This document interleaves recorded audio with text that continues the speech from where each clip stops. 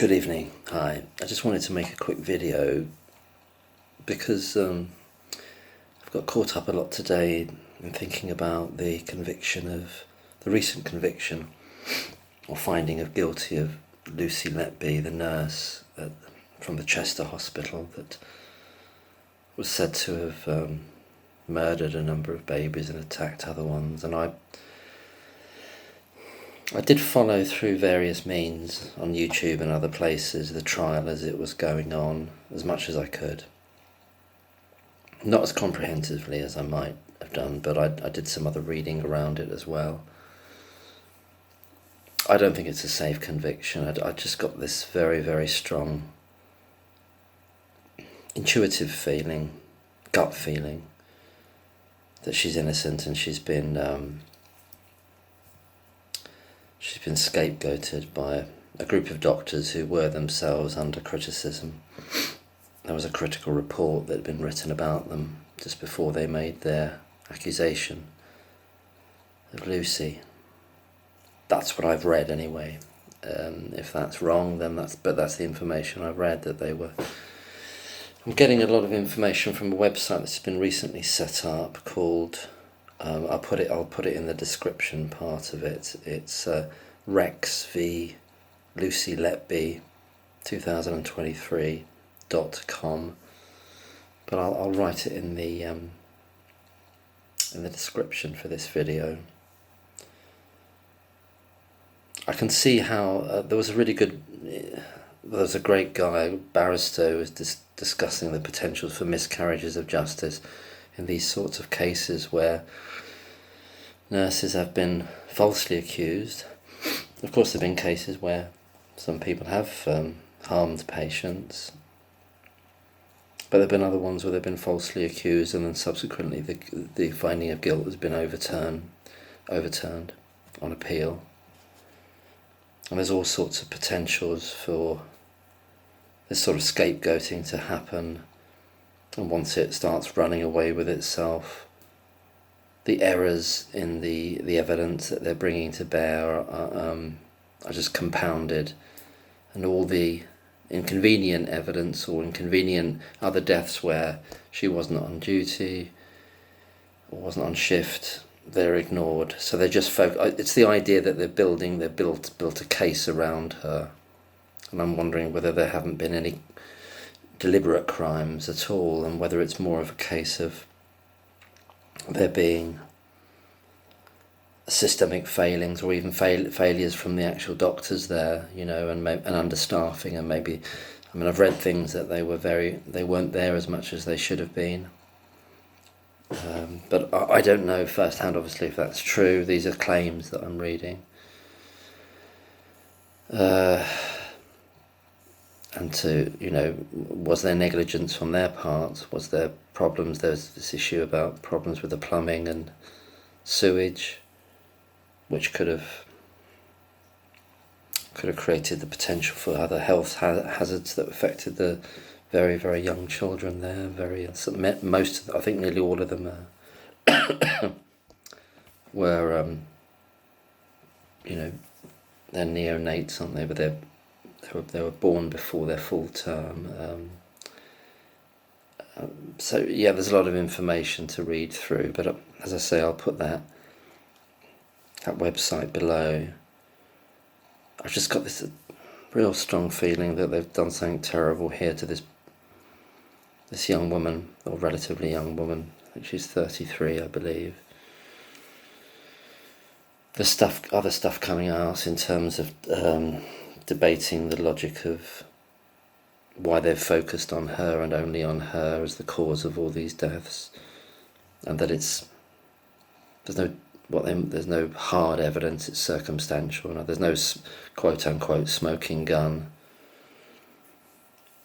I saw one of the consultants from that department, I can't remember his name now,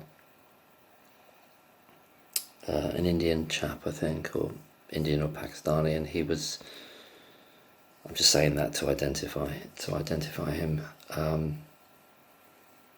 And he was saying that the smoking gun, not smoking gun, but the thing that made him realise that there was a real problem in his eyes with Lucy Letby is that he went into a room and saw a baby where the oxygen tube had come out, and it was a bit contradictory what he was saying. He said, yes, of course they can come out by other means, but the baby was quite passive and not moving around much. But isn't it possible that it had been? And he didn't see her removing this oxygen tube, didn't see it happen. But I think they've focused on her maybe for all sorts of reasons. And it's quite possibly she was a brilliant nurse, and weirdly possibly because she is so innocent that that's why they've gone for her. And the idea that she's there all the time, she's there every time it happens. Well, she isn't there every time there was a collapse. She isn't there. They ignore those cases, but she's going to be there a hell of a lot because she was one of the mainstays of that department and picked up loads and loads of shifts and stayed overnight in the hospital. So she's going to be there the bulk of the time, more than some of the others. There was this argument on a channel I was watching, I don't think I'll watch it anymore, where they gave the babies, it's tragic that the loss of these children, if it's through natural causes or negligence, but obviously it'd be worse if it was deliberate. But the argument on this other YouTube channel I saw was that the baby that they call Baby A, because they don't give the names, was that Lucy Letby was supposed to have done this thing, injected oxygen into, I think, creating the alleged idea is that she created an air embolus in the baby, and that's how that she did it in front of 3 or 4 other people when they were there. She wasn't on her own, and it was said by this other YouTuber that was an example of her brazenness, i.e. that she'd probably done it before and she'd got so confident. But that's a kind of reasoning in which you could say things like, well, she's doing it with other people there, therefore she's brazen. Oh, she's on her own there, therefore she's being surreptitious. So whether she's there on her own, whether she's there with other people, she's still guilty. There's no way out. It's only one lens to look at it through, isn't it? The other lens is to say, well, of course she's not going to try it there, therefore it didn't actually happen. There was no deliberate action there. It's kind of really got to me, this, because I just read these horrible things on Twitter where people are wishing her the worst possible harm in prison and even death, that somebody kills her there or harms her terribly. Just imagine the awfulness of being falsely accused and being there. There was a barrister, I think it was on Talk TV or something, some ghastly thing, but he was brilliant, this barrister, and he was talking about other cases where nurses who have been wrongly convicted have had the cases overturned. But I really would recommend everybody to go to this website. I'm still working through it. It's quite dense with the references, and obviously I'm not medically trained in any way, but it's presenting things in a logical fashion, and as I say, I'll put it in the descriptions below, the website to go to. I'll probably split it up just in case YouTube have got a problem with putting a link there.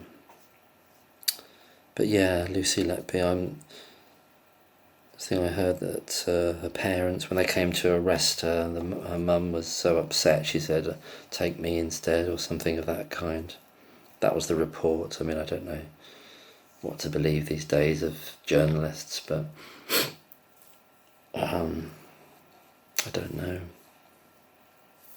I just feel very, very strongly it's an unsafe conviction, and certainly I don't understand why it met the bar for beyond reasonable doubt if there's no hard, definite evidence. What about all the other people that were there in different times? But maybe there was no deliberate actions from anyone. Maybe it's not a case of finding out who did it because nobody was actually doing it deliberately, but it was a result of a combination of factors. Understaffing, which is, some people say there was understaffing there, and also not the right level of experience of staff needed across any shift there as well. Healthcare assistants being there when nurses should have been, for example. Not that no nurses were there, but they should have had a greater complement of them at any given time. And then we need to look at the doctors themselves, the consultants themselves. Are they responsible for some of it, and also was there just a spike for some other reason, a terrible tragic period of time when there was some very, very incredibly premature babies that just didn't survive for various reasons, or was there something viral that was going around in the ward there and in the department, the unit?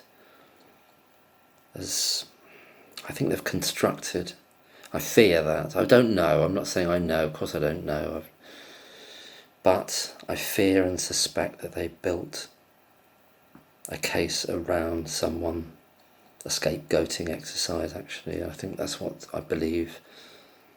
I don't know it, I suspect it, really feel it intuitively that they've done that, and they've done that to this, to the nurse, Lucy Letby. And then the other big aspect is, well, where's the motive then? I suppose they're going to say, well, Munchausen's by proxy, but what? I don't know. That's just too neat as well. Where's the motive? The thing about what she's writing in her diary, people saying it's a confession. People got to learn how to read these sort of things with some breadth of understanding of what the human mind and heart and soul can be, and what words can mean. When she says, "I'm evil, I did this," she's also writing on the same page. She's saying, "We did everything we could." You can imagine. I think at that point she was already under suspicion for a long period of time, and traumatized by that, and being told that and maybe believing herself that she'd made mistakes, not that she'd done anything deliberate, and then she was castigating herself as being not up to the job or failing these very young babies, and probably being a perfectionist and taking it all upon herself. But people read it just that one way, in such a literal way, and when it's actually contradicted on the same notes from her diary. You can imagine people under great stress write all sorts of things, but it's certainly not an open and shut, by any means, admission of guilt of doing deliberate harm. Depends through what lens you read it, through what intention you can infer from it, or range of intentions, and it might be to do with her feeling of having failed them in terms of her professional capacity, or as the whole department had failed them. Looking up people on the internet, I mean, she looked up thousands of other people where the babies hadn't died, and on Facebook, and people do that almost automatically, not automatic, many people do all kinds of random searches. They don't have to have any great meaning to them, just sometimes idle curiosity, or curiosity for a particular reason. So I just really hope she's safe in being looked after and protected in a prison where there's obviously a lot of dangerous people there. And I hope her legal team is going to make an appeal, bring an appeal. I don't know exactly how that will work. I understand usually with appeals you have to have new evidence of some sort, or be able to show that there was an error in procedure in some way. So I really hope they're working full steam ahead with that, her team. I didn't think this video was going to be this long, but I don't know, it's really caught my feelings really about this, and I'll leave it there. Anyway, take care, bye bye.